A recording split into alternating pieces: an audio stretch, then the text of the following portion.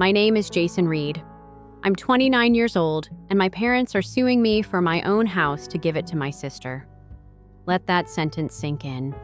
This isn't some bad dream. It's not an internet hoax or a Hallmark movie gone off the rails. This is my real life. And I'm still staring at the court papers, wondering how the people who taught me to spell integrity are now trying to steal the only thing I've ever built for myself. So let me back up. I'm the oldest of two Melissas younger by 3 years. Growing up in Richmond, Virginia, things were tight. My dad, Carl, worked maintenance at the steel plant for decades. Mom, Denise, floated between daycare jobs and home organizing gigs. We weren't poor, but we were always almost. At least that's what I believed until I saw how differently we were raised. I started working at 16, stock boy at Kroger, then pizza delivery, saved every dime. Bought a rust bucket Honda for $800 when I turned 18. No birthday party, no dorm move-in, just me hustling through community college and later online IT certs while working full-time. Melissa Sweet 16 came with a brand new VW Jetta and a catered garden party. Private university in DC, semesters abroad in Florence and Barcelona, designer luggage. My parents took out a HELOC for her tuition. She majored in art history with a minor in finding herself. Still hasn't found a job, but she has 1 to 18,000 TikTok followers and calls herself a curated aestheticist. But I never complained. I told myself, keep your head down, do your part, build your future. I've been in cybersecurity now for 8 years. I skip vacations, wear the same 5 button-ups live on meal preps. My friends were buying sports cars. I was saving for a house. Last month I closed on it. 3 bedrooms, 2 bathrooms, a little backyard with creaky fence panels I can fix myself. I ran my hand along the doorknob after the key clicked for the first time and felt safe, like I'd finally earned breathing room. 2 days later, my dad called. "We need to talk about the house situation," he said. I thought maybe they wanted to see it bring over a housewarming gift, something parental. Instead, Jason, he said flatly, "Your mother, and I think it's only fair that Melissa gets the house." I laughed. Out loud. Thought it was a joke. It wasn't. "She's struggling," he continued, "drowning in loans. Rent's outrageous in the city. You're doing well. You can afford another place." I felt my stomach go cold. Then my mom got on the line. Voice sugary, but with that undertone that always felt like a slap and a smile. "We supported you for 18 years, Jason. We made sacrifices. Now it's your turn to support the family. Melissa deserves stability." I couldn't believe it. "So let me get this straight," I said.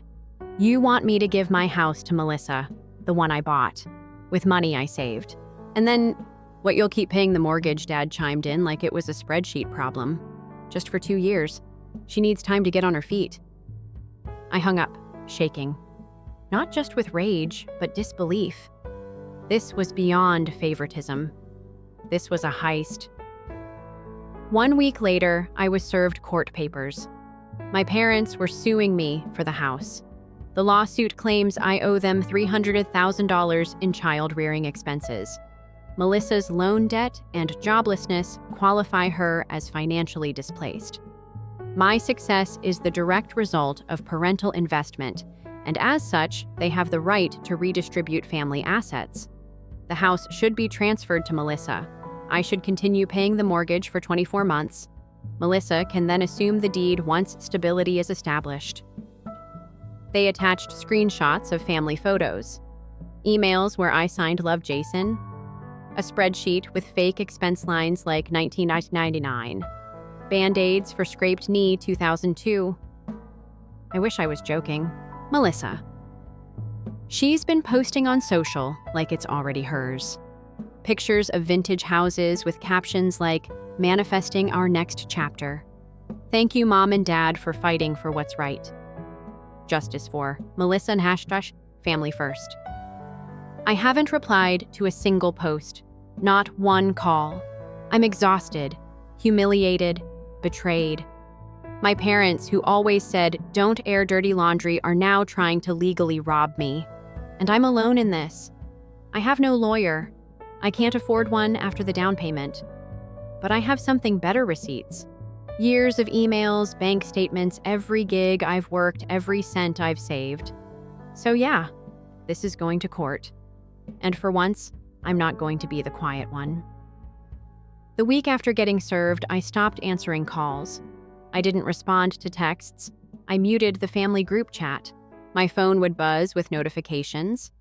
Melissa posting countdown to Justice Day memes, my aunt commenting about disrespectful children, mom tagging me in passive-aggressive quotes like, "A good son lifts up his sister, not pushes her down." I stopped reading after the fifth one. I was done. I felt like I was walking through my own life with someone else's name stitched on my back. Every time I looked at the house, I couldn't shake the feeling that someone was waiting in the shadows ready to take it. So I stopped inviting anyone over. No housewarming, no celebration. I sat in silence with takeout containers and spreadsheets, slowly turning my home into a legal fortress.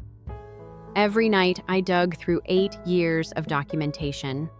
Pay stubs, lease agreements, tuition records. Even a faded screenshot of my college bookstore's website where I had emailed my parents asking for help with a $120 biology textbook and got the reply, "Sorry, Jason, we're focusing on Melissa's semester abroad."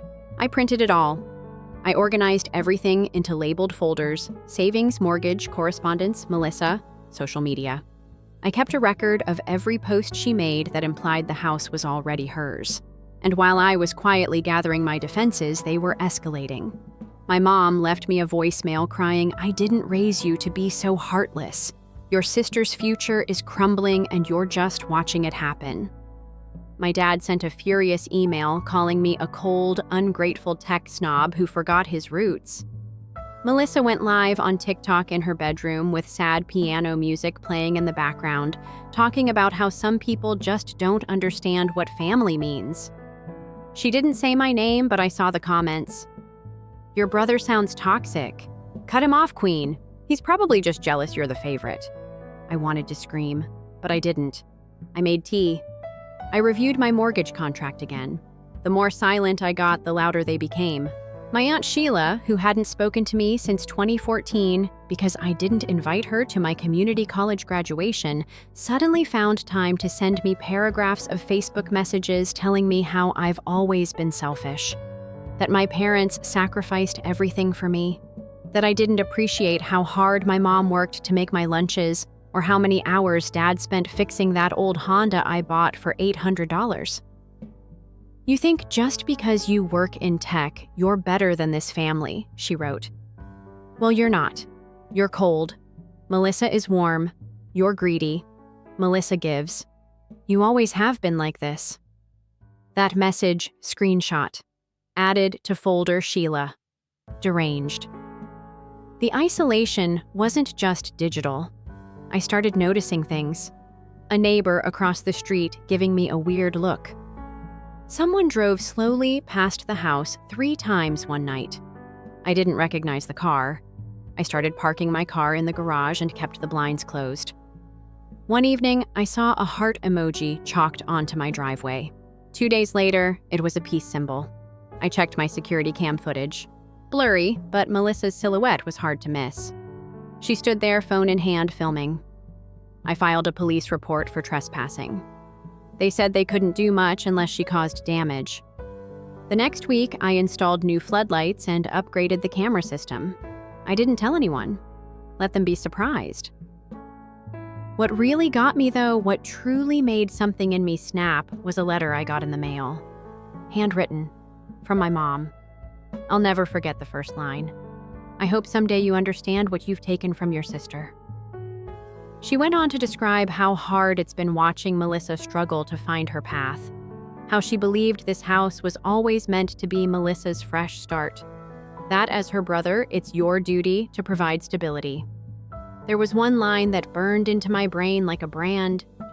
"You wouldn't have anything if we hadn't raised you right. So technically, it's still ours." That's when I stopped crying. Not that I'd cried much, maybe 1 or 2 breakdowns in the shower. But that letter killed whatever grief I had left. Something inside me hardened. I stopped seeing them as family and started seeing them as plaintiffs. I cleared out a drawer in my kitchen, labeled it case files, and put everything in there. Neatly sorted, chronologically ordered. I bought a suit, practiced my statements, made a checklist of what to say, what to show. I even printed a few of Melissa's TikTok captions with timestamps, just in case. I wasn't sleeping much, but I was focused. Cold, sharp, methodical. One night, I got a text from my cousin Sarah. We'd never been close, but her message was short. "Hey, just wanted to say I think what they're doing to you is messed up. If you need a witness or anything, I'm around." I stared at that message for 10 minutes, just holding the phone. It was the first thing anyone in the family had said to me that wasn't manipulative, guilt-tripping, or flat-out cruel. I replied, "Thanks. That means more than you know." The hearing was a month away. I didn't have a lawyer. I couldn't afford one. But I was learning fast. Reading court procedure manuals, watching videos, taking notes. I made a list of every single expense I'd covered on my own. Rent, groceries, textbooks, certifications, car repairs, insurance. I even found the receipt for my first laptop, $299, refurbished Dell I bought with pizza delivery tips. And still, despite all of this, despite every mountain of proof that I owed them nothing, I kept waiting for some part of me to say, maybe they're right. Maybe I was being harsh. Maybe Melissa really did need help.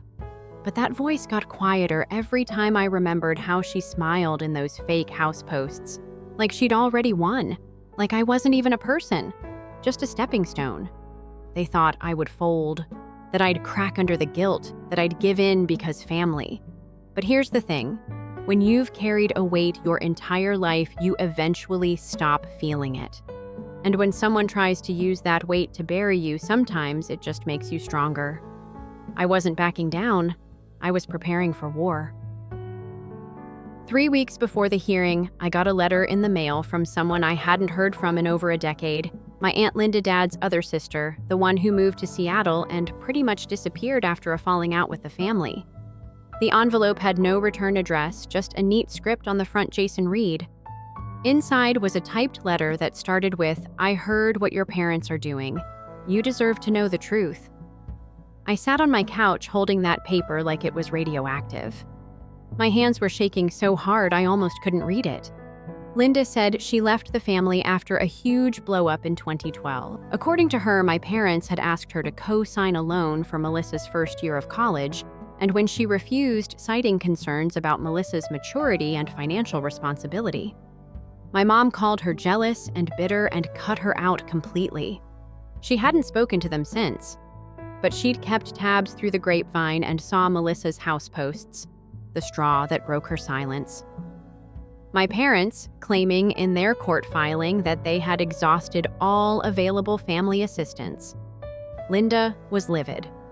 She wrote that she still had emails proving they had begged for tens of thousands over the years, not just for Melissa's tuition, but to help fund her creative pursuits, including a failed Etsy jewelry line, a pop-up macaron business, and a 6-week experimental photography retreat in Santa Fe. I stared at that line for a full minute. I'd been eating instant noodles and grinding through night shifts while they were financing macarons. She attached PDFs, receipts, emails, even one where my dad described me as independent to a fault and asked for support for our daughter's real future in the arts. It was like looking into a parallel universe, one where I had never existed beyond being a contrast to Melissa's struggle. I emailed her back instantly. She replied the same night. We talked for 3 hours. Linda wasn't just mad, she was strategic. "They're not just entitled," she said. "They're manipulative and sloppy. We're going to turn that against them." She offered to write a statement. She even found a lawyer friend who was willing to consult with me for free. But the real bombshell came when Linda casually mentioned a trust. "Did you know your grandparents set up a small education fund for you when you were born?" she asked. I froze. No, I had never heard of anything like that. "It wasn't huge," she said, "but it was supposed to be for college. You and Melissa both had one." I couldn't breathe. She explained that when Grandpa retired, he set up separate accounts, $15,000 each, equal amounts. The idea was to help us both with education or a first big step in life. She remembered because she was one of the witnesses on the documents.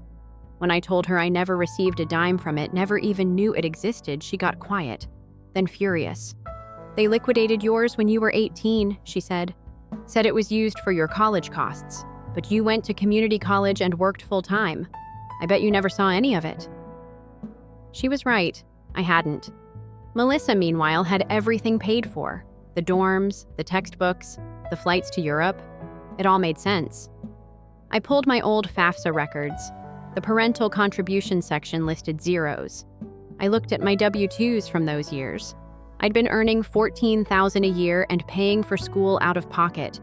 That trust money was gone, funneled into Melissa's lifestyle, while I carried the burden alone.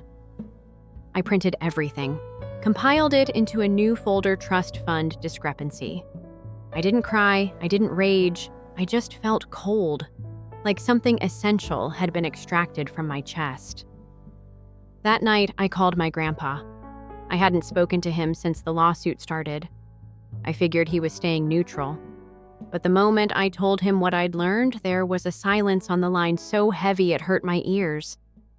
Then he said, "Those rotten snakes. Your grandma would have left them out of the will if she'd known." He told me he was proud of me, that he'd suspected something shady but hadn't seen the proof.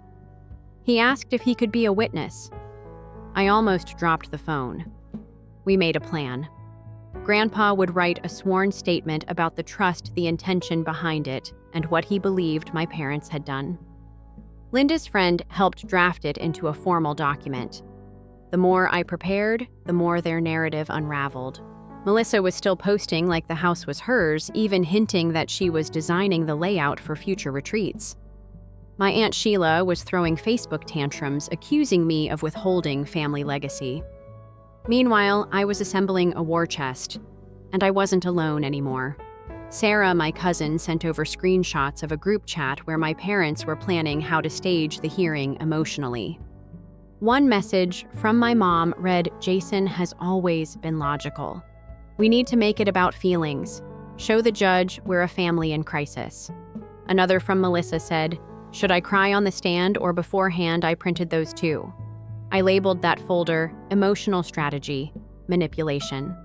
The more I uncovered, the less afraid I felt. What used to keep me up at night, doubts, guilt, second-guessing, was now replaced by focus. I knew who I was. I knew what I'd done to build my life. And for once, I didn't feel ashamed for not folding under pressure. They thought silence was weakness. They thought boundaries were cruelty, but they were wrong. I had never been more certain of anything in my life. The night before the hearing, I ironed my suit, checked my files one last time, sat in the living room of the house I bought with my own hands, and I said out loud to no one, "Let's end this," because I wasn't just defending my house. I was defending every silent act of resilience they'd tried to erase. The morning of the hearing, I woke up before my alarm. I didn't feel nervous. I felt ready, like everything they had thrown at me had forged a new layer of steel beneath my skin. I packed my documents into a clean black folder labeled Defense, drove to the courthouse in silence, the kind of silence that doesn't hum, it vibrates. I arrived early, my suit pressed, my shoes polished, my mind sharp. Then I saw them. My parents, Melissa, Aunt Sheila, all standing at the entrance wearing matching t-shirts that said "Family First" in bold red lettering. It looked more like a high school spirit rally than a legal proceeding. I walked past them without making eye contact. Melissa tried to step forward, arms open. "I forgive you," she said loud enough for the security guard to glance over. I sidestepped. Her arms dropped. She blinked like she didn't understand what rejection looked like. Inside the courtroom, we sat on opposite sides. Their lawyer, a greasy-looking guy in a too-tight suit, looked tired already. The judge walked in, calm but curious. She asked for opening statements. Their lawyer stood up and began with, "Your Honor, my clients have made a lifelong investment in their son. This case isn't about greed. It's about family values, about fairness, about ensuring all children are cared for equally. My client's daughter is in a vulnerable position facing crushing student debt and no stable housing. Meanwhile, the defendant has benefited from years of parental support and is now in a position of privilege." I kept my expression still, just stared straight ahead. Then it was my turn. I stood. "Your Honor, I bought my house with money I earned. I've been financially independent since I was 18. No one helped me pay for school, for housing, for food. I worked, I saved, I sacrificed. I am the sole person on the mortgage. The house is in my name. I owe them nothing." The judge raised an eyebrow, intrigued. She asked their side to present evidence. What followed was surreal. They brought out photo albums, childhood pictures, Melissa's student loan statements, a spreadsheet listing expenses going back to my infancy diapers. Happy Meals, one claimed $32. New sneakers after Jason fell in mud, 2004. There were even screenshots of texts where I'd written, "Love you guys," used as proof of emotional indebtedness. They showed my LinkedIn profile, public info, my job title. "He works in cybersecurity," Dad declared proudly to the judge like he was announcing a trophy kill. "He makes good money. He can buy another house easily." Melissa pulled out a binder labeled Retreat Vision. It was a design pitch to turn the house into an artist sanctuary. She smiled like it was a Shark Tank audition. The judge flipped through it slowly, then looked up. "Ms. Reed," she asked. "Melissa, are you currently employed?" "I'm in a transitional phase," she replied, smug. "I'm focusing on digital content creation, personal branding. My art is my work. Do you have any documented income? It's growing. These things take time. So no, I'm building a future. Not everything is about paychecks." My mom jumped in. "She's an influencer. It's very relevant to today's economy." "And you?" The judge turned to my father. "You expect your son to continue paying the mortgage while your daughter lives there only for 2 years," he said. "It's temporary, until she stabilizes." Aunt Sheila hissed something I couldn't hear. The judge warned her to stay silent. When it was my turn, I submitted my folders. Bank statements, mortgage approval, proof of down payment all in my name, pay stubs, proof of employment since age 16, records of community college tuition paid out of pocket, screenshots of emails where I had asked for help with textbooks and was told, "We're focusing on Melissa's opportunities right now." I included Linda's affidavit, Grandpa's statement, evidence of the trust fund established for both children, but drained for only one. Finally, I submitted printouts of Melissa's public posts, her claims that the house was hers, her hashtags about justice, her design plans, and the group chat screenshots from Sarah where they plotted how to emotionally manipulate the court. The judge didn't speak for a long time. She read, she flipped pages, her face didn't move. Then she looked up and said, "Let me understand this clearly. You want your son, who has worked full-time since he was a teenager, to surrender legal ownership of a house he paid for. So your daughter, who is unemployed, can live there rent-free while he continues to pay the mortgage." "Yes," Mom said, "because that's what family does." "Family supports each other," Dad added. "You can't put a price on love." The judge stared at them like they were speaking in riddles. "And you believe that emotional support entitles you to control his assets." "It's not about control," Aunt Sheila snapped. "It's about fairness." The judge nodded slowly. "I've heard enough. I'll issue my ruling in writing within the week." We were dismissed. Outside the courthouse, chaos erupted. Aunt Sheila turned on me first. "You'll regret this. Jason, you're nothing without us." Melissa collapsed theatrically on the steps, sobbing into her hands. "You've stolen my future," she wailed, shaking her head like a bad soap opera audition. My mom looked at me like I'd set fire to our family tree. "I don't know who you are anymore," she said coldly. "You used to care." My dad muttered something under his breath. I didn't respond. I didn't need to.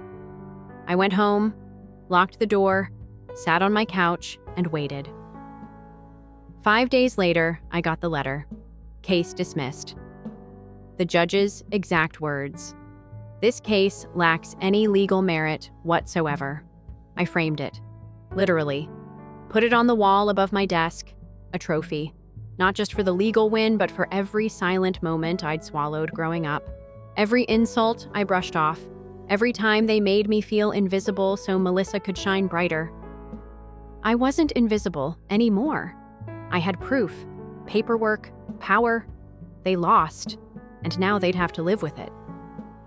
6 months after the ruling, my life is finally quiet. Not silent exactly. There's still the occasional message from some distant relative trying to play peacemaker, still the odd spam text from a burner account with "you'll regret this" in lowercase letters, but mostly it's peace. The kind that doesn't buzz or ache, just stillness. I got promoted at work. Bigger projects, better pay, more respect. They even let me lead a training program for junior analysts, and for the first time I felt like what I knew mattered. Not just the technical skills, but the self-discipline, the boundaries, the ability to stand up when everyone else expects you to cave. I adopted a dog from the shelter. Luna. German Shepherd mix with one ear that never stands up straight. She's weird, loyal, kind of neurotic, and absolutely perfect. She follows me from room to room like I might vanish. Maybe she senses it, the fear I used to carry that everything I built would be taken from me. Not anymore. My Sundays are different now. My grandpa started coming over every week. Turns out he always wanted to spend more time with me, but my parents made excuses, said I was busy, said I didn't care about family. He brought over his old toolbox and started teaching me woodworking in the garage.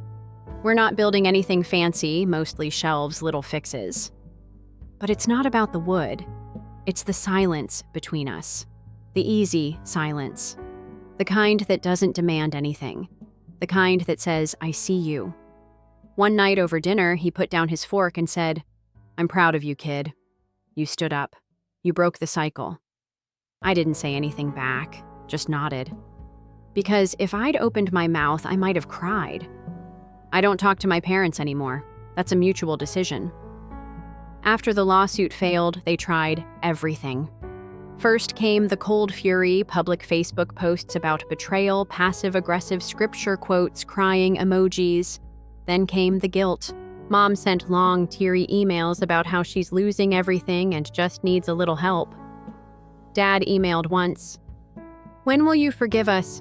Families should stick together." I didn't reply. Not out of cruelty, out of clarity. Because the same people who tried to steal my future don't get access to the peace I bled for. Melissa got a job at Starbucks. I heard through the grapevine that she hates it, that she complains about being underutilized, that customers don't get her vibe. Her GoFundMe. Help. Melissa buy a house after her brother stole her dream got reported so many times it was taken down.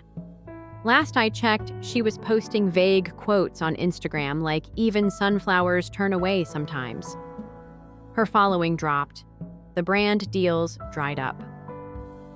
Reality, it seems, doesn't pay in hashtags. I didn't gloat. I didn't share the court documents online or make a TikTok explaining the drama. I didn't need to. The truth didn't need volume. It just needed time.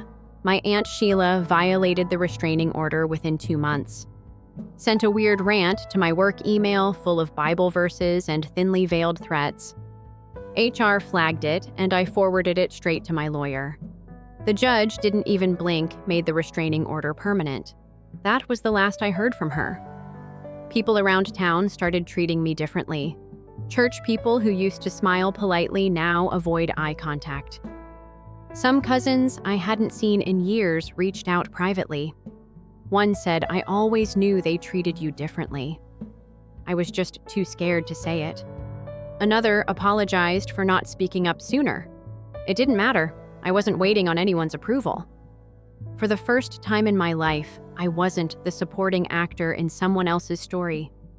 I wasn't the one who stayed quiet, who made space, who gave up what was mine to keep the family happy.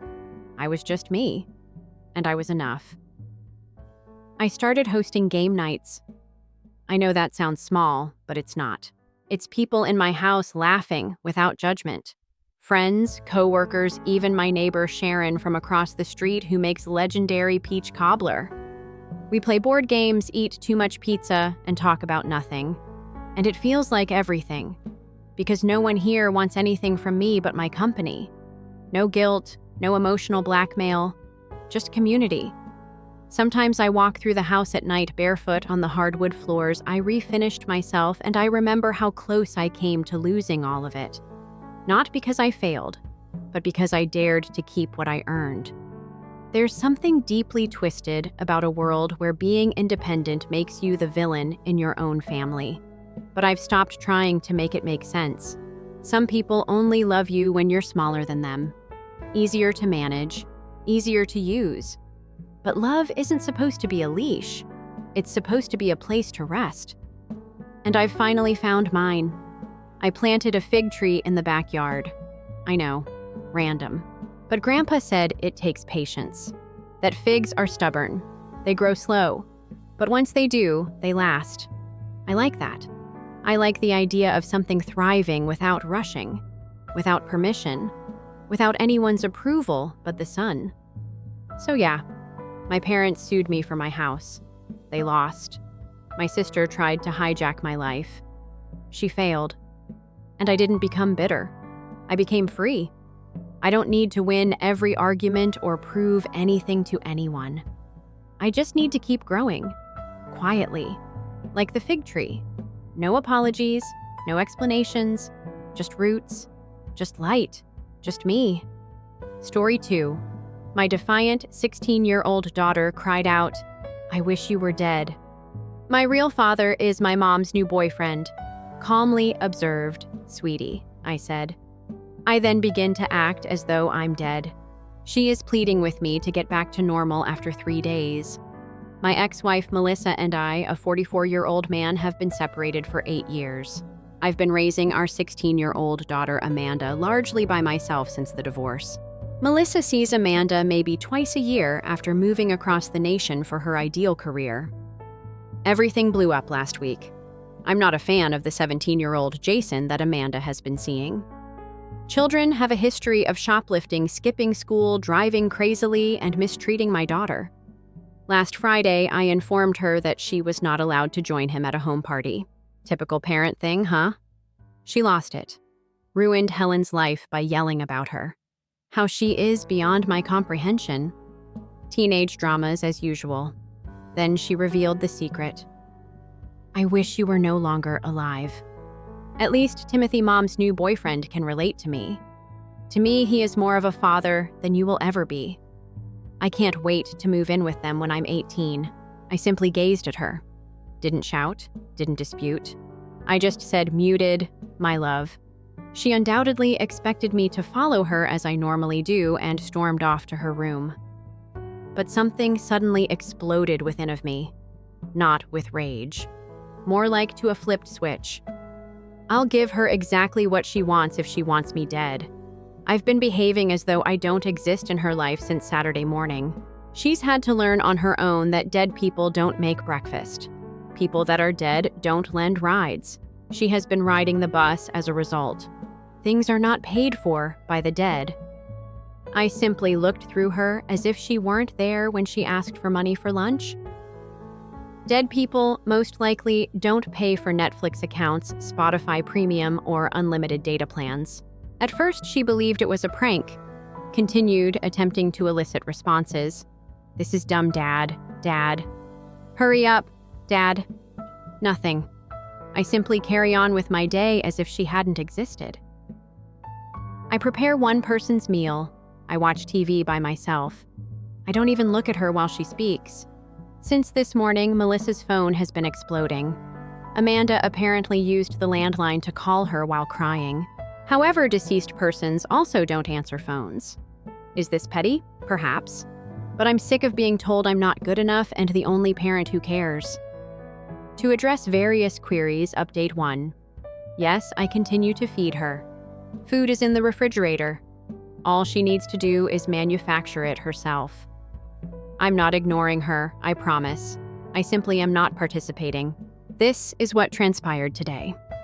Amanda brought Jason over in an attempt to weaken my resolve. She must have assumed that I would have to greet him as a visitor. Not at all.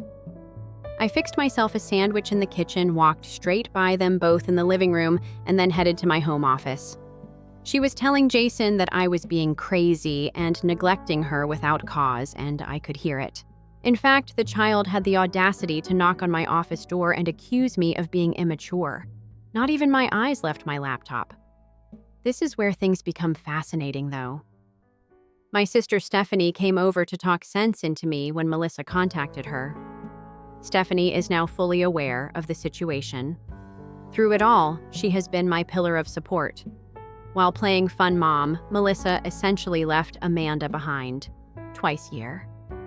"Oh, honey, why the long face?" asks Stephanie as she enters the room and notices Amanda sitting on the couch looking unhappy. "Since your father is no longer around you, I assumed you would be content." Stephanie stops him when Amanda begins to cry. Stephanie simply shrugs. "Stop her. Nobody is harming you, in my opinion." Amanda dashes to her chamber. Stephanie gives me a high five and expresses her pride in me for finally advocating for myself. We drank coffee. I had coffee, though.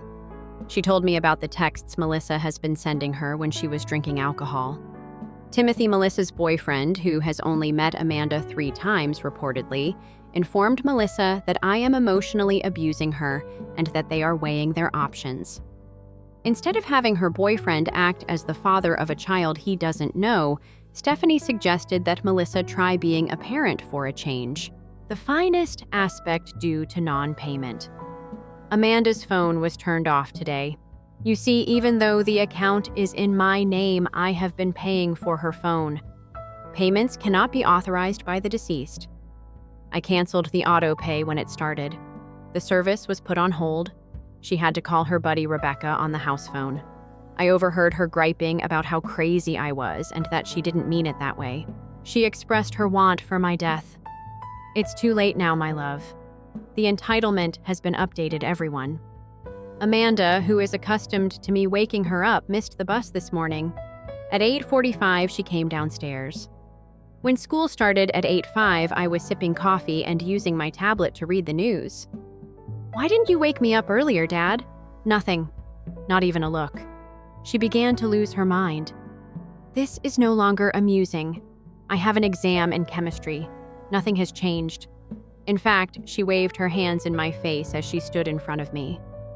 I simply set my tablet down and continued reading. I overheard her phoning Melissa on the home phone before she stormed off. She returns in tears 20 minutes later. "Mom says she's going to contact her lawyer if you don't take me to school now." It nearly made me chuckle. It's true that Melissa hasn't paid child support in 2 years. Give your attorney a call. In the end, Amanda had to walk to school. The distance is just 1.5 miles. The neighborhood is completely safe. She was undoubtedly cursing my existence as she walked down the driveway with her backpack, and I watched from the window. I receive a call from the school at midday. A voicemail is left, but I don't answer. Amanda's account was empty when she attempted to purchase lunch. On Mondays, I usually stocked up. She needed to add money, but the cafeteria lady allowed her to charge at this time. Then the actual mayhem began.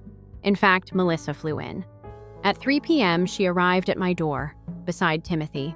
This guy is just what you would anticipate, wearing fancy pants and a backwards cap in an attempt to appear younger than his actual age of 38. Melissa is dressed for someone Amanda's age, has dropped weight, and has had cosmetic surgery done on her face. "Now, Brian, open this door. What you're doing to my daughter needs to be discussed." I'm reading a book in the living room, which is well visible via the window. Tim begins banging on the door. "Hey man, talk to us like a grown-up." I flip the page. For 45 minutes, they remained outside. From demanding to pleading to threatening, Melissa changed her tone. Before actually suggesting that they call the police, Timothy was a tough person who tried to look through windows. After having to walk home from school, Amanda discovered them on the porch. Her expression was priceless, as if she hadn't anticipated her mother's presence. "What are you doing here, Mommy, sweetheart? I'm here to make this right. Your father is insane. We'll stay at a motel while we consider our alternatives." Amanda stares out the window at me. I'm still reading, pretending that no one is outside. "Please, Dad." I apologize. "All right. It wasn't my intention." "Nothing." Amanda's arm gets grabbed by Melissa. "Sweetheart, hurry up. Bring a bag. Until your father puts an end to this absurd conduct, you will accompany us." Here's the problem, though. Amanda kept it a secret from her mother. Due to her excessive absences from class, she is on academic probation. If she continues to leave school without a good reason, she will sneak away with Jason. She is banished. Melissa dismisses Amanda's attempts to explain this. "We'll give the school a call." Timothy is acquainted with members of the school board. Timothy had 3 encounters with Amanda. He nods as though he has Paul in a school district that he has never been a part of. Amanda, who seemed to be expecting I would stop them, turned back to the house as they departed. I didn't. An hour later, Stephanie arrived with wine and Chinese food. They can't stay together in a hotel room for 2 days. She foresaw. Even for a weekend, Melissa can hardly manage Amanda, much less on a full-time basis. Let's see. The third update. Stephanie was mistaken. They were short-lived. They lasted precisely 18 hours. Amanda, Melissa, and Timothy arrived this morning at 7:30. Naturally, I was preparing breakfast for one when I heard the car door slam. This time, they didn't knock. "Use the emergency key, Melissa." I suppose she still had it. And they all entered, as if they were the owners. "This is over, Brian," Melissa declared. "Amanda has a message for you." Amanda appeared worn out. Her hair was untidy and her eyes were swollen. "I'm sorry, Dad. I said something I didn't mean. Could we please just return to normal?" I placed my lone plate of bacon and eggs on the table and began to eat. Timothy moved forward. "Listen up, friend." Amanda lost her temper at that point. "Not at me, though. Quit talking, Timothy. I'm not even familiar to you. Don't pretend to be my father." With the exception of my fork hitting the plate, the room fell silent. Melissa's cheeks flushed. Amanda told Timothy she was sorry. Now, he traveled here by car. I don't give a damn. Amanda let out a scream. "You took me to that filthy hotel where you two squabbled all night. You have no idea what classes I'm enrolled in. I had a chemistry test and you were unaware of it. My probation was unknown to you. You have no knowledge." She faced me, pouring tears. Dad is aware. Dad is aware. I detest burgers with pickles. My dad is aware that I require precisely 2 creams in my coffee. Dad is aware that thunderstorms cause me to have panic attacks. Dad is aware that The Office is my favorite program. Despite my claims to everyone that it's euphoria, I told Dad I wanted he was dead, but he knows me. I informed him that my real father was Timothy. He won't even look at me now that her voice broke. Melissa attempted to step in. "We can figure this out, baby." "No, stop her, Amanda. You went out. I was 8 when you left. Perhaps you make a call once a month. For my birthday, you sent money. Remember how you sent it 2 weeks late last year?" She took out a piece of crumpled paper. At the motel, I discovered that she had written me a letter. She had unsteady handwriting. Dead people can't read. Therefore, I'm sure you won't read this, Dad. But I must tell you, I apologize. I sincerely apologize. I said the worst thing I could think of since I was upset with Jason and the party. I didn't mean it, though. You're not flawless. You worry too much and you're strict. Even so, you continue to sever my sandwich crusts. Despite the fact that I tell you I'm no longer 5. However you're present, you've been here all along. You just showed up with chocolate and about 10 different brands of pads when I had my first period and was too ashamed to buy any. When my driving test was unsuccessful. It was all right, you said. And last month, when Jason was being rudely toward me, we went for ice cream. You didn't claim that I told you. At 11 p.m., you made me mac and cheese and let me cry. I regret claiming that Timothy was my biological father. He wanted to know what grade I was in. He got me a Justice gift card. Justice as well as 16. Oh, please stop being dead. Please. She placed the note beside my dish on the table. Melissa's breathing was labored. Amanda, for us, I have been constructing a life for us. Amanda gave a sour laugh. Timothy and you have been creating a life together in your ideal condo, where children are not permitted to stay for longer than 2 weeks at a time. Yes, I learned about your HOA restrictions from Dad. Timothy appeared uneasy. Perhaps we ought to Melissa. Perhaps you ought to go. Adamanta said, You too. I live here with my dad. Additionally, you are no longer welcome here. The quiet was overwhelming. Melissa reached for her handbag. All right, you know where to find me when you're prepared to be reasonable and offer an apology. They departed. Amanda was trembling as she stood there. I rinsed my dishes after finishing my meal, put it aside. I then turned to face my daughter. For the first time in 5 days, I gave her a serious look. The pantry contains cereal. Remember that you have school. Although it wasn't much, her expression of relief was priceless. She gave me a hug. I didn't push her away, but I also didn't give her a hug back yet. I am aware that I have much to prove, she muttered. I understand, but I'll take any necessary action. Let's see. The last update. The past weekend has been filled with discoveries. Amanda woke up at 7 a.m. on Saturday to prepare breakfast, which included soggy toast and burnt eggs. However, she made an effort. Although she hasn't mentioned Jason once and has been doing her own laundry and cleaning without being asked, the true drama came from an unexpected source. On Saturday night, Melissa contacted Stephanie out of the blue. It seems that Timothy ended their relationship. He claimed that the entire event made him realize that she had effectively abandoned her child and that he didn't want to get involved in baby mama drama. One night of real parenting was too much for the guy who wanted to act like a father to a teenager he had met 3 times. In her great wisdom, Melissa concluded that I was somehow to blame for this. She yelled at Stephanie over the phone, saying that I had destroyed her relationship and made Amanda hate her. Stephanie being herself. To ensure Amanda and I could hear the entire event, put her on speaker. He was suitable for marriage. Stephanie.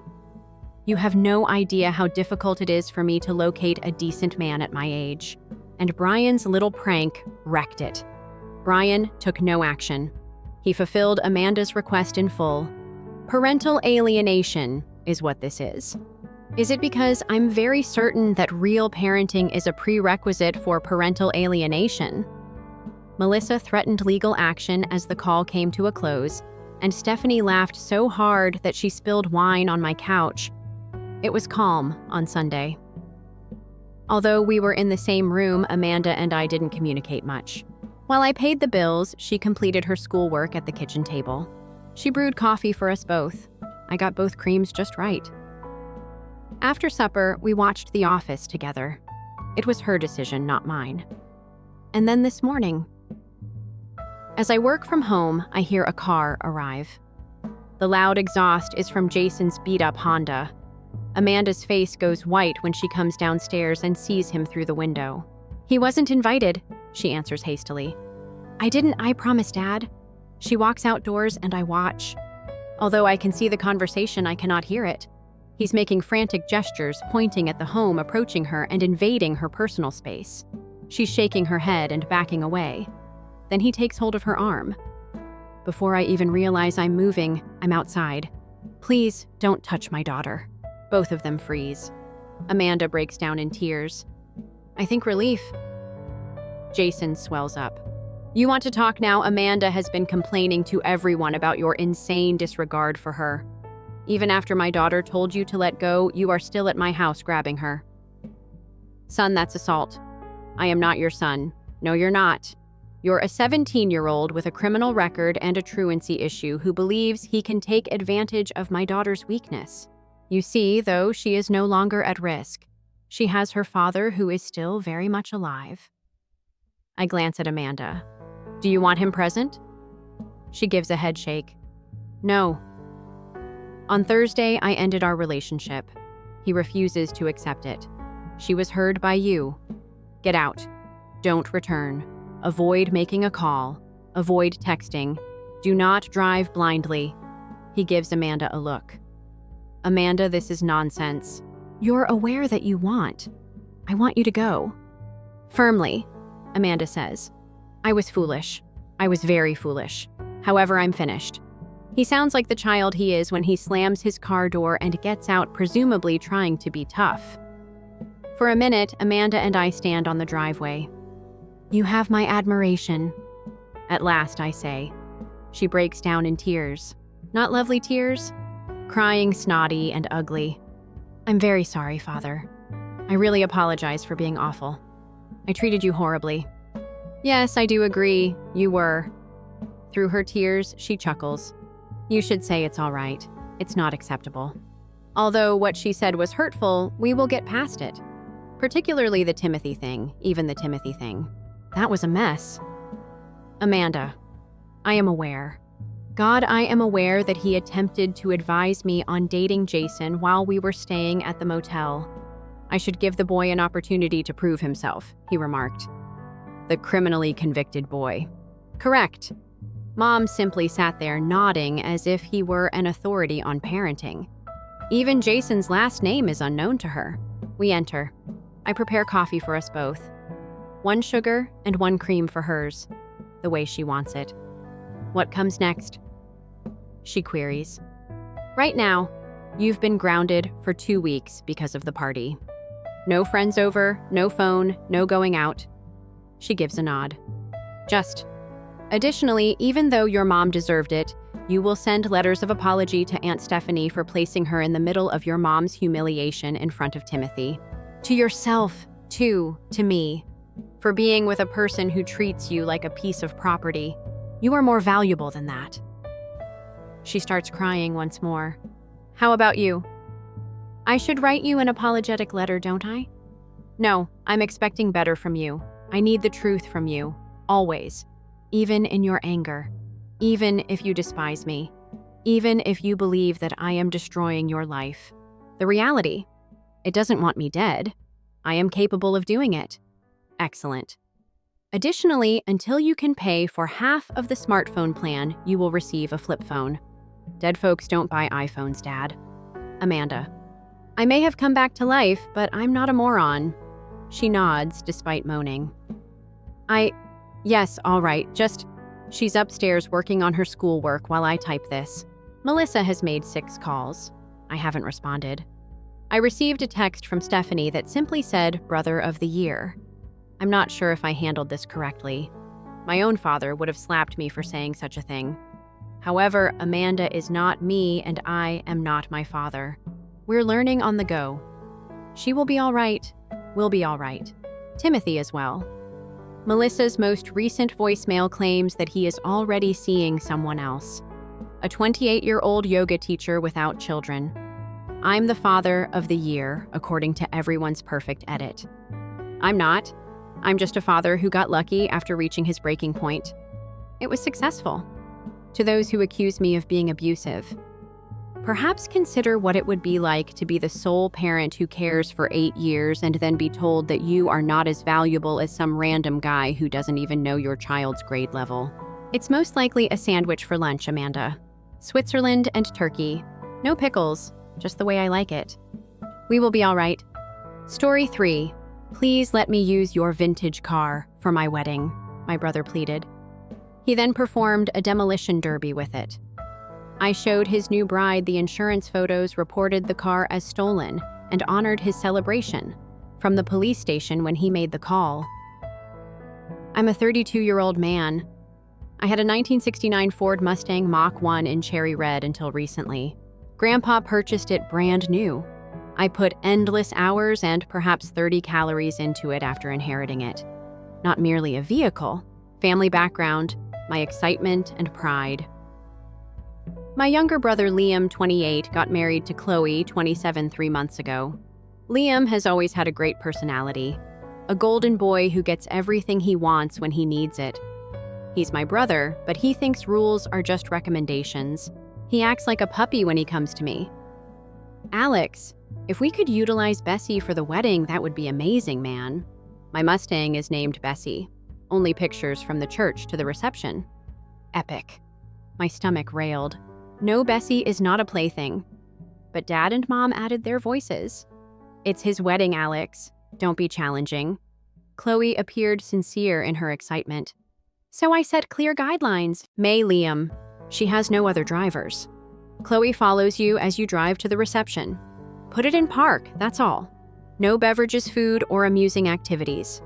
Treatment of Faberge eggs. I swear on Chloe's life, dude. Scout's pride. Protect with my life. Renowned final remarks. The wedding took place. Look good. Liam and Chloe waved as they drove away in Bessie. Despite my anxiety, I chose to ignore it. The following morning, my best man Mark was supposed to fetch her up from the reception location. The phone rings at 7 a.m. the following day. Mark lets out a sound. Mark, you must immediately come to the location, Alex. What is going on? Are you unable to simply drive Bessie back? Simply come here. Get ready. I pulled up. Hammering of the heart. Mark stood glumly by the parking lot. And Bessie, or what remained, was there. The driver's side collapsed completely.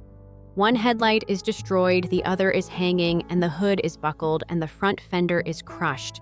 In massive gashes, the immaculate paint stripped to bare metal. There was mud all over. Hey, I was just frozen there, unable to comprehend it. Similar like seeing a cherished pet mauled. At last, Mark said something. Following last night's main reception, Liam's best man, Kevin, was boasting. Liam. Kevin drove to a nearby field with a few other people.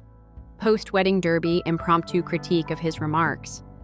My Mustang in concourse condition in a demolition derby. I didn't shout. Something simply turned frigid inside. I took my time moving around Bessie. The blatant disregard and wanton devastation. Presumably, Liam and Chloe were traveling to their honeymoon. I got out my phone and snapped several photos. Many. Every possible angle. Contacted my mechanics to request a flatbed for Bessie. Safekeeping. I then gave my insurer a call. I informed the agent that I had to report my automobile as stolen because it had been hijacked under false pretenses of a civil wedding drive and then used in a demolition derby that left it completely destroyed. I made it clear that the scenario was one of theft by conversion. The empathetic agent promised to launch an investigation into the unauthorized usage and destruction right now. The implications of the epic were about to be revealed to my brother. About 3 months have passed since the last update was posted. An update on the situation in Bessie. A crazy few weeks. As soon as a vintage 69 Mark I is reported for the type of abuse Bessie endured, the insurance company begins a thorough inquiry. My mechanic's first evaluation was disastrous. Damage to the frame, sheared engine mounts. He had a suspicion that the cost of repairs would be significantly more than her policy's declared insured value of about $75,000. She basically had a wrecked appearance. My heart continues to hurt. About 10 days after their wedding, Liam and Chloe returned from their honeymoon to a deluge of texts. William called, now irritated and regretful. What the devil, Alex, Chloe's mother called frantic about the cops and insurance. How come Bessie isn't at your house? Where was Bessie last seen, Liam, throughout the reception? Clearly parked it as agreed upon. The casual lie. Whoa. Really? Because she appeared to be in a demolition derby when she was discovered in a field. Now pause. Traditional. Liam. Oh, that. You're blowing everything out of proportion, dude. Just a little enjoyment. He's a wild man. It will get better. It will mostly buff out. I nearly broke down. Even I kept my voice. Liam. Frames are probably bent and the driver's side is caved in. It has been totaled. You also told lies totaled. Your boyfriend isn't taking advantage of you. I apologize. I have some scratches. All right, I'll help out with the painting. A monument to the pure, unadulterated right. A couple little scuffs. He honestly didn't think the problem was more than a small annoyance. He became sad and threw token money at Chloe. I'm really sorry, Alex. Parking caused a dent, according to Liam. I didn't know. This is awful. Damages will be covered by us. Naturally. A flash of pity. She sounded sincere. Me thank you, Chloe, but the car is probably a write-off. As I previously mentioned, I have already reported it to the insurance company, stating that it was destroyed because it was used for an unapproved use. Liam took the phone in his hands. What did you do? You're attempting to destroy me. I got married on that day. It was my excuse for getting married. It seems to be a free pass for auto theft and property destruction. Parents became involved. Mom called in, tears. He's your brother Alex. His fresh marriage cannot be ruined by a careless error. Consider Chloe. Inform insurance that there was a miscommunication. Dad. Still professional, but more realistic. Liam. Son. Things might get messy. Legal fees. Liam might be laid off. Quietly settle this. Give him time to repay you. Me Dad. He believes that a totaled classic can be fixed for a few of grand. For that amount of money, he doesn't get it over time. There's a lot of pressure, daily calls, guilt trips, a new house, and wedding bills. You're ruining this family, Liam. Thanks to you, Chloe is a complete mess. The level of entitlement increased. Liam genuinely recommended that I let them pay and that we all move on because I had expensive insurance, as if it were free money. Social media was a gold mine for insurance investigators. The best man, Kevin, uploaded a grainy video. The party at Liam's wedding grew crazy. Becky is being sent off in style by the Have Dobby Kings. A clear view of Bessie being struck severely. At the wheel, Liam was giggling. A picture shows Liam smiling next to Bessie's rumpled side drink in hand. David, my insurance guy. Mr., my last name. This is unambiguous. Your loan terms were broken by the careless use of the vehicle. There is ample proof of unauthorized use. We'll be working hard on this. Liam's tone changed a bit. $5,000 was offered as a goodwill gesture. He became enraged when I laughed and called me spiteful. You had your party, Liam. Now rejoice at the results? It didn't sit well with him. Evidently overcome by Liam's distortion of reality, Chloe continued to attempt mediation. As of the last time I heard, the legal section of the insurance company was officially evaluating the full damages and getting ready to speak with Liam directly about repayment. Additionally, they made it clear that they would not think twice about calling the police if he refused to cooperate, especially considering the evidence of willful misuse and deception. A shard of dark satisfaction. Big guy games come with big boy penalties. Not simply the automobile or the money. Blatant disregard, arrogance, and presumption. He might shrug and shatter valuables. Next update. The hens are roosting vigorously. Update. Some of you have been waiting for this update. 2 weeks after my last entry, the insurance company formally declared Bessie a write-off following their thorough inspection, which included the documentation for recent restoration work. Yes, things with Liam escalated as anticipated. Fortunately, they appraised her at $78,500, which I kept. This represented her true market value in perfect condition and was somewhat higher than the original policy amount. After deducting my deductible, they paid me out. They then told me that Liam will be the target of a vigorous pursuit by their subrogation department for the entire $78,500. What a fantastic wedding present. As expected, Liam broke down. Not what have I done, God, more. How could somebody possibly do this to me? He had Sunday dinner at my parents' house with Chloe. I said no. Dad claimed to have called later. Defeated. All dinner, Liam was furious. My goal was to capture him. Insurance was dishonest. This response to a fender incident was a huge overreaction. The demolition derby was conveniently forgotten. Dad remarked that Chloe was more and more pale. After Tuesday, Chloe sent an email with the brief photos attached. "I'm not even sure what to say, Alex. I got these from someone. Is this what really took place? Crystal clear pictures are attached. My first ones along with screen grabs of Liam smiling next to the smashed car from Kevin's Instagram video. Does anyone suspect one of Kevin's friends? Or perhaps my investigator forwarded them to make sure everyone was aware?" "Yes, Chloe, that's exactly what occurred," I said. "What Liam felt sorry for her and called a few scratches. She married a child who was entitled and disruptive. I had no idea that Chloe already had severe reservations. William's responses, falsehoods, refusal to take accountability. She was irritated by it. Photographs were definitive, indisputable evidence. The work phone buzzes on Wednesday afternoon the next day. An unknown number responded. "Hi there, is this Alex?" "What's my last name?" Frantic screams. "Liam. Me, indeed. Liam. What's the matter?" As if I had no idea what was wrong. "The police station is where I am." "The police?" "Because of you, Alex."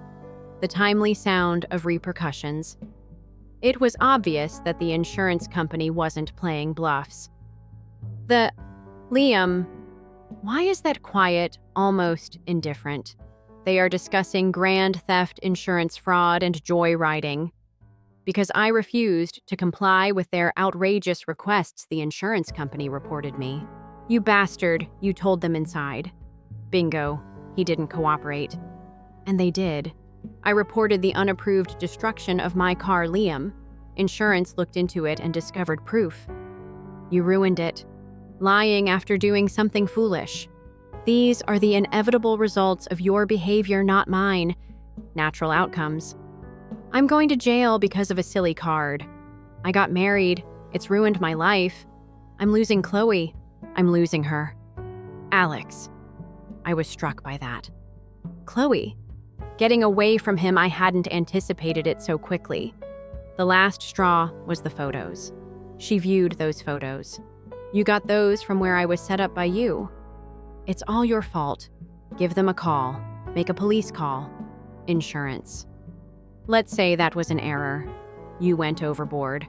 Fix this, Alex, please. Desperation, thick with entitlement. It's still there now, filled with sheer terror. I really did think I could snap my fingers. Make everything disappear. William, I can't fix anything. My car got into a demolition derby because of you. Destroyed it. Lied. Refused to take accountability. It's time to face the music. You weren't set up by me? You did. Perhaps Chloe finally realizes who you truly are. A muffled, sputtering sound followed by a different voice. Calmer, firm attorney, most likely. Mr. My last name. I didn't continue talking to my client. Click. Hung up. I gazed at my phone. My brother. I felt heavy in part, but grim in a much greater portion. Fairness. He had skated too long in life. Smashed into a wall at last. He was unable to speak sweetly. Chloe called later that night. Quiet, trembling, determined voice. I wanted to apologize to Alex for all of this and for not seeing the full scope sooner. After the pictures and his arrest, I left him living with my sister. Too much. The falsehoods. You don't need to apologize, Chloe. Also manipulated. I'm sorry that you're experiencing this. He insisted, I wouldn't understand that you were vindictive boys being boys. But he was having fun with those photos, destroying something that holds great value for you. Hold on. He truly believed that you would save him, didn't he? Me, he has always done so. Not now. She was correct. He was detained by police for a few hours and accused of criminal mischief, damaging more than $5,000 in property damage and driving a motor vehicle without permission. He was set free while an inquiry was conducted. This, from what I've heard, proceeded swiftly due to the obvious evidence. $7,500 for a real kicker insurance civil claim. Not leaving. The family is in disarray. Mom believes I'm heartless. Dad, quietly, pragmatically inquired as to whether Liam's financial loss could be lessened, said that the ship had sailed. Liam oscillating between catatonic sadness and angry outbursts about me. The wreck is owned by Golden Boy's tarnished Betsy Insurance. When remorse pains scrap probably still hurts. I recall Liam's voice and her mangled in that field. No regret, only irritation. He paid for his enjoyment. The king of the demolition derby is now the king of consequences. The last update. About 6 months have passed since the Bessie incident. Even after a Cat 5 family hurricane, things settle down. The last chapter. Due in large part to the strong evidence against him for the criminal charges, Liam's legal issues were settled sooner than I had anticipated. Mischief and the usage of vehicles without permission. More than $5,000. In order to avoid a protracted trial and possibly more severe punishments, he accepted a plea bargain. There won't be any jail time, but he will have a criminal record, a large fine, and a lot of community service. The insurance company's civil suit was the more significant and direct hit. With his new criminal record and the unmistakable proof of his activities, they were unrelenting in their efforts to retrieve the $78,500. There was no genuine defense for Liam. In order to make a sizable upfront payment to the insurance company and prevent more extreme measures like wage garnishment, my parents ultimately loaned him a sizable amount, which I doubt they will ever see returned. For the rest, he has a rigorous payment schedule that will take years to complete. His new home, which he and Chloe purchased. In order to pay for his legal bills and that first insurance payment, they had to sell it fast and at a lower than ideal price. Given the facts, which included his acknowledged criminal activities and the financial ruin he caused, Chloe decided to get a divorce from him. It was a rather quick and uncontested process. She considers it a victory because she left with her dignity and little else in terms of money. We have occasionally remained in contact. Her life is being rebuilt. It appears lighter, once told me. Finding out how readily he lied to me about everything was the scariest part. The vehicle was only the beginning. I think she's real. There was no relationship between Liam and me. He holds me responsible for everything, turning his family against him, ruining his marriage, and impairing his financial situation. Never sincere regret for the treachery or for Bessie. The victim is always the one who suffers. Some people never pick things up. Entitlement to depth. Parents, restrained. Mom's eyes are still sad and dissatisfied. To maintain harmony, I ought to have politely accepted the $78,500 loss. Dad resigned quietly. Rationally understands, but detests witnessing Liam's pain, especially if it is self-inflicted. Family get-togethers, uncomfortable, steer clear of them, a crack that might never fully mend. Occasionally, a twinge of sorrow. I believed I had a brother, but not for Liam anymore. Then it would buff out, I recall. Cold resolve comes back. He constructed his nail bed. He is able to lie in it. Me, all right. Bessie's financial loss was reimbursed by insurance money, not sentimental worth. Still no new classic. Perhaps one day, concentrating on something else. Friends work. Mark. Rock is my best man. A tiny moment. I cleared my garage a few weeks ago, discovered an ancient clay ashtray that Liam had created in elementary school, untidy and lopsided, held on to it for years, examined it, tossed it. Liberation. A chapter is coming to an end. This wasn't a showy act of retaliation over responsibility. Adult decisions have dire repercussions. He couldn't avoid them for once. He struck a match. I let the insurance police from the fire department perform their duties. Don't take pleasure in his suffering. Don't be upset over his self-defeating failure. He violated a trust about boundaries. Costly familial background. Believed he was immune because of his marriage. False. That's all. The story is over. I appreciate you listening. Go through it. Strangely healing. Perhaps someone who is interacting with an entitled relative learns something from it. Don't back down. Sometimes people can only learn the hard way. Let's move on. Bessie has left. No old automobile is worth more than my dignity.